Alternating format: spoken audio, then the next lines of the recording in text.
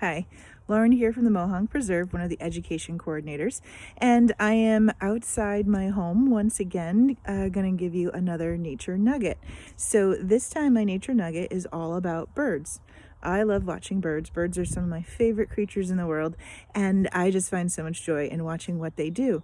And birds are a very easy animal group to watch because they're pretty much everywhere. So you can live in a city, you can live in the suburbs, you could live out in the country in the rural area, and there will be birds there. So they're really easy to observe. So today's nature nugget is all about watching bird behavior. So we can go on a little bird behavior hike. And the hike can happen either outside in your yard. I'm just sitting here in the yard right now. It could happen on a neighborhood walk as you're walking through your neighborhood looking for birds and what their bird behavior is. Or you could also do it from inside. So you could do it from watching through a bedroom window, living room window, kitchen window, patio door. The birds will be outside and you'll be able to watch them there. If you have bird feeders in your yard or set up outside of your home, that's even better because you are attracting the birds to your space and it'll be a lot easier to watch them. Now, I have a few bird feeders here, but I don't have any bird seed out. So the only way to attract the birds right now is to have them come looking for food that's already here out in nature. So I spent some time walking around my yard and walking around my neighborhood and getting some examples of some bird behavior.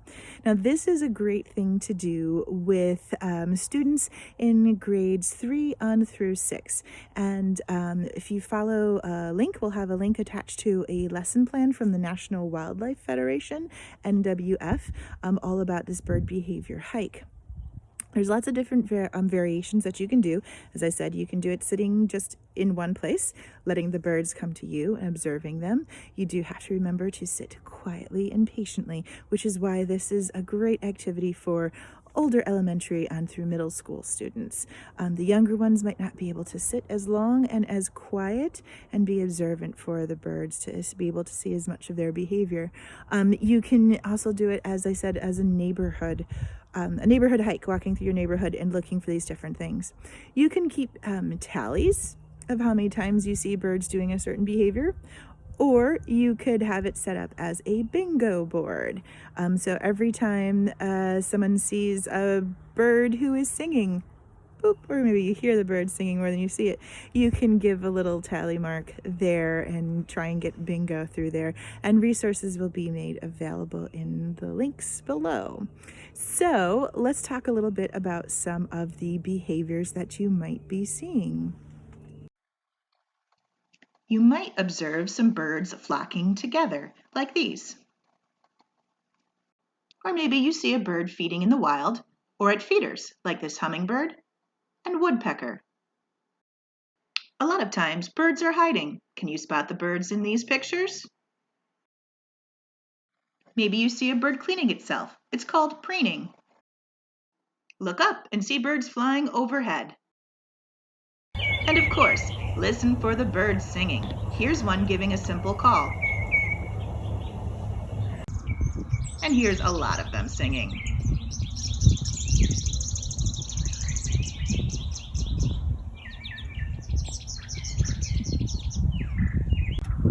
There are other behaviors to observe as well. I watched this robin on the ground foraging in the mulch. I also was able to watch a bird in its nest right next to my house.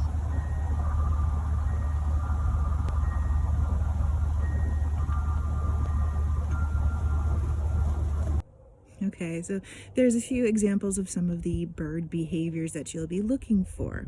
You can have this tally sheet, you can have the worksheet, and you don't have to have binoculars. They are a good idea to have a pair of binoculars to be able to see the birds a little bit better, but it's not necessary. If you stand still enough and quiet enough, you should be able to see the birds without scaring them away and hopefully observing their behavior. Now, even noticing where they're feeding and how they're feeding Are they on the ground? Are they in a tree? Maybe they're in the water. Maybe they're swimming around.